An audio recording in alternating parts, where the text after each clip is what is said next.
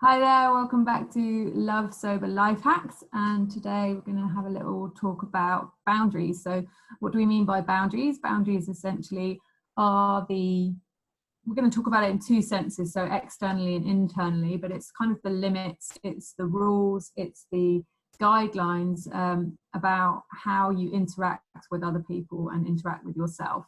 If you have good boundaries, that's a way of keeping yourself well, safe, and in control, essentially. And the opposite of being in a well-bounded space is feeling overwhelmed and also feeling resentful.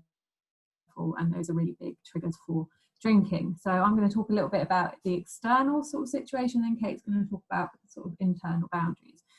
So, within the workplace, within your family, within your relationships with people, with your parents, with your children, it's really important to know your limits and where those limits are. So there's kind of 4 steps to follow. So clarify your boundaries, decide your boundaries, know what behavior or what actions are not acceptable for you. Step 2 is kind of clarify those boundaries and the consequences that go along. So if people step over that boundary, then what's going to happen? What's your action step? 3, communicate those clearly with other people. So quite often, I certainly know I expect people to know where my limit is, but I haven't actually explicitly said to them. And so, it took quite a lot of strength to say, okay, like that's not acceptable for me. It's not acceptable for your room to be left in this way. It's not acceptable for me to do all the housework, whatever it is. It's not acceptable for you to speak to me like that. It's not acceptable, whatever it is. So communicate clearly what your boundary is. And then if that boundary is crossed, follow through. Yeah, so if you say that to me again, I don't want to be friends with you, or if you continue to talk like this, I will take it to the disciplinary at work. It's not okay that I am constantly picking up after you, whatever it is. Okay, so clarify the boundary. What is it? Clarify the consequence, communicate clearly, and follow through. Because what happens is, if this isn't happening, you become resentful. You become resentful of your family life. And I know this is a huge trigger, especially with mums, because you're constantly, and it comes from this idea, very nice kind of worthy idea of doing things for people and being liked and being caring. But you can't care for others if you don't care for yourself. So strong boundaries are really, really key to staying and loving sober. So I'll hand it over to Kate and she'll explain what that means internally.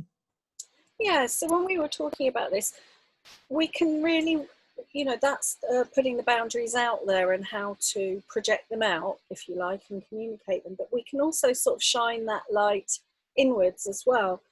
And so, that first one, naming your limits to other people, it's really helpful when we point and name things, which pins them down and makes them clear, because there's so many thoughts running through our heads every day. And sometimes we can kind of just react to things. So if we've got a real clear idea, if we've got that kind of space to write down things that are okay for us and things that are not, what are our bottom lines, what are negotiable as well. Some things might be a firm no, some things might be negotiable. So it's really good to just kind of have a look at that so that they are explicit rather than implicitly just there, but maybe not, you're not aware of to a degree. And especially if you've been drinking or using alcohol, a lot of us do that and have done that because of that uncomfortable thing about saying no, that kind of wanting to look after people or please people or numb down our emotions, which are all kind of signals that things are working or they're not working for us, and we'll have an emotional response to that. So secondly, decide what you'll do if the boundaries are crossed. And really, I know that sounds silly, but you can do that with yourself. If you've got that feedback that goes, okay, that felt bad, you can have a little action plan. Well, what will I do? It could be that you've crashed through, like you've waved away red flags and you've got so tired that you've just gone all wobbly or gone to pieces.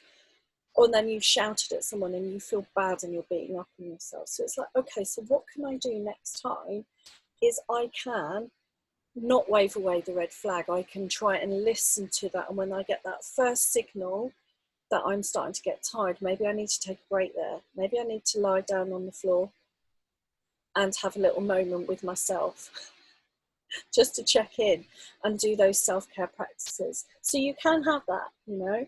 Or maybe I'm feeling lonely, I reach out earlier and I call a friend so that I'm not triggered to drink. So whatever it is, you can have your action plan. Now, thirdly, about communicating that to people, being direct, that could just be having reminders, because it's sometimes not easy to do that with ourselves. We might be in the full flow, and if we're not speaking it out, I mean, we could ask people that we love just to give us a little nod and say, you're getting a bit fractious now. But it's better, I guess, if we can kind of keep it with our own sphere of influence. So maybe that is that sort of proactive stuff. Maybe we have post-its on the fridge. Remember to rest 5 times a day, or remember to reach out. Remember Rachel Welford had that wonderful list that when she's depressed, she puts a list on the side of her bed, you know, get up, brush teeth, do the rest of it. Sometimes we need those extra bits of help. So communicate it directly in the way that you might need to yourself. Visual learner, voice notes, whatever that be, okay? And lastly, follow through. And with a kind of self-compassionate lens, that I would say that that's about remembering it's a practice, it's progress, not perfection, and just to keep showing up for ourselves in that way, you know, following through, showing up, checking in, and making it that our sort of regular practice. So that would be why. And why? Because it helps us to stay and love sober when we're happier and when we're functioning better. So stay safe, and we'll see you next week for some more Love Sober life hacks.